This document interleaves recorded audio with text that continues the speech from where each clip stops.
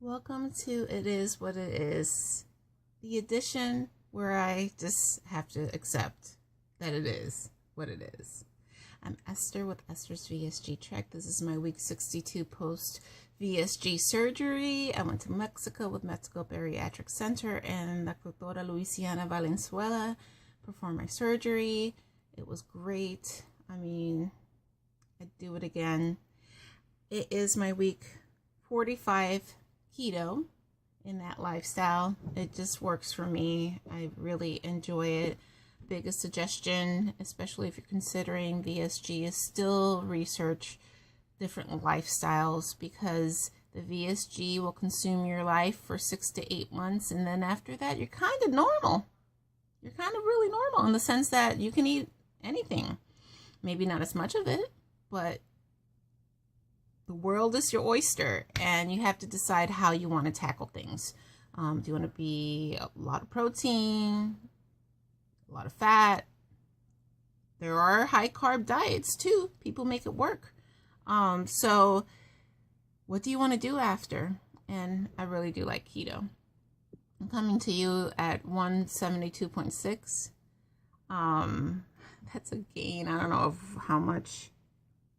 Oh, from last week, I didn't come. Last week I was 171 even, so that's a 1.6 gain from last week. But last Friday, in the evening, I started getting my recurring issue. TMI, guys, if you don't want to know. In March, I fainted because I was dehydrated and I got up too quickly after my son's tonsils and adenoid removal, and I landed really hard on my bum, and I've been battling with hemorrhoids ever since then. I had one then, but the concussion and falling on my tailbone was more painful, and then it went away. Okay, great. And then in May I had the worst one. Even went to the doctor and learned the sad truth that there's not much you can do. Consume as much fiber as you can, and I already do that because on keto you have to chase that green. You have to have your green veggies, or it doesn't affect your system. Your system won't respond as good as it could. There's a lot of ways to do keto. Do what's good for you, but I believe in vegetables because of the nutrients that they have. Okay, and then I had a couple months reprieve, but according to my agenda, since the end of September, I've had a bout of a hemorrhoid every 3 weeks. 2.5, 3 weeks. And it lasts anywhere from 4 days to 8 days. And it's painful. And I hope that this is just a phase and it'll go away. I can't work out when I have one. Everything's connected in your body, and to do seated workouts, no. Sitting is an issue. To do yoga and hold things, well, you engage your core, you engage everything when you're holding positions. To lift weights, you feel it throughout your body. To walk, out of the question, not in a flare. So that's just been great. Sarcasm, okay, just in case you wondered. And Camp Kalakwa, I mentioned it before. I did seated 5K week 8, day 1. I haven't been able to do it since that Friday. That was actually the 27th of October. I knew I was going to catch feelings with that trip, and I remembered why we've only gone 4 out of 5 years. I had Daniel one of the years, and I didn't want to go out of my house basically with the little one. So we missed that year. So this was the 4th year we've gone. And it's a point of my life that I can look back and see myself at different sizes, different phases of this journey. And I knew I was going to catch some feelings. And I did the ugly cry when I accomplished that workout, that jog on asphalt. And I had feelings. And around the 31st of October, 30th, 31st, I started marinating on the fact that I need to work on the mental struggle, because it's part of is part of this, and I need to gain the tools to be able to, I'm good at identifying the feelings. I'm getting better. After so many decades of just bearing feelings, I'm doing a good job in acknowledging feelings.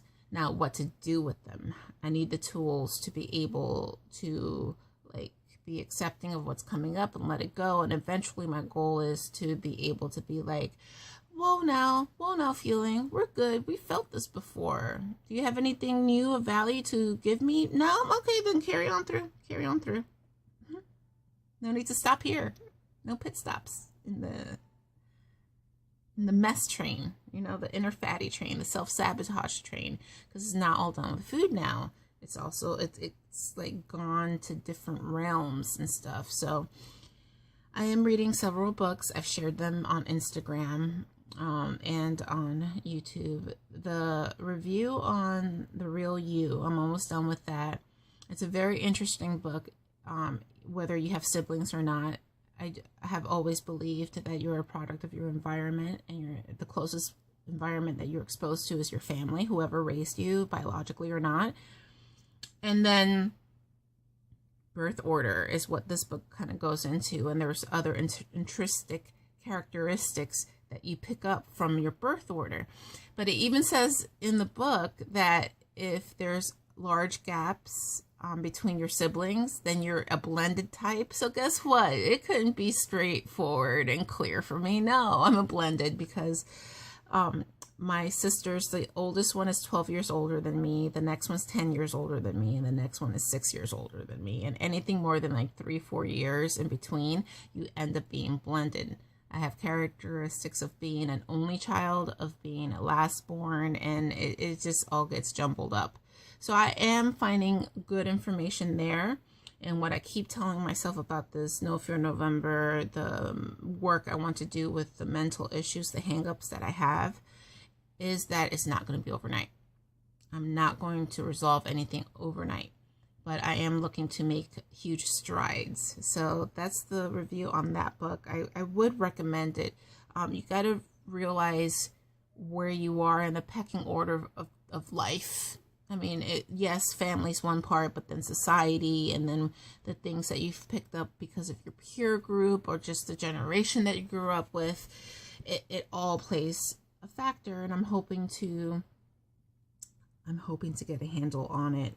I have not been exercising. I've done well with the diet part, like the nutrition part. Healthy lifestyle is 80% nutrition, 20% exertion. But I think with some of this mental work, I have been snacking a little bit too much in the last couple of days, so I need to rein that in. I already received the results from an MRI. The communication level that I have with Mayo Clinic is really good, man. I really enjoy my primary. And she's like the point person, the project manager of anything I need to do. So she was the one who emailed me that my blood work, looking at the liver enzymes, was perfect, consistent with everything that I've done. And that the imaging showed that the mass, the tumor, it's technically a tumor, hasn't grown or shrunk. So we're just going to go to MRIs every 2 years. She let me decide, do I want to do it annually or go to a 2-year cycle? I think it's okay to go to a 2-year cycle because of the type, I'll try to put it below, of mass it is. So that's that. When you age, you pick up stuff. So that's just something I've picked up. And you know what? I'm fine, because there's this type of thing never really goes into anything else. And we'll just keep an eye on it just in case I'm in that like 1 percentile, but I feel really good about it. So this is a rough update. I still wanted to do it. I almost didn't do it, but I wanted to do it because the journey is complicated. It's complicated, but I'm still on it. Really quick, oh my goodness, I've made the most delicious dish, and basically Trader Joe's vegan chorizo, a block of 1/3 reduced fat Philadelphia cream cheese. It has lower carbs, about a 1.5 cups of sour cream, and a can of black soybeans, 1 carb, for a half cup, I believe, serving. There's beans in my life, people. And then you do about 2 or 3 cubes of frozen chopped garlic. And then I did a handful of cilantro. Put that in the slow cooker. Mix it up once or twice throughout on low for about 2-3 hours. That is a bomb dip. Okay, I'm going to leave that there. But what I did, because I've been doing that recipe for about a month and a half now, I roasted a spaghetti squash. However you roast it, just roast it. Scoop it out. Mix that chorizo dip with the spaghetti squash. People, bomb.com. I was so surprised how delicious that is. I don't know the stats, but spaghetti squash is a respectable carb vegetable, and then the other stuff was respectable carb too. Put it together, it's a delicious meal. Wow, really shocking how delicious it is. Ends up being vegetarian, not vegan, and but if you're non-dairy, you can't go there. I'm going to leave it there. Have a great week. You never know how you're going to be day to day, week to week. I'm trying to find this balance that when I can't do everything I want to do, that I feel satisfied with what I can do. And mental work, keeping my family running, supporting who I can support at any given time. So that's what I can do right now. Oh, fall into fitness. I wanted to do so much more, but hopefully I can have a few solid weeks in between all the mess that happens. So I leave you with lots of love. Have a great day.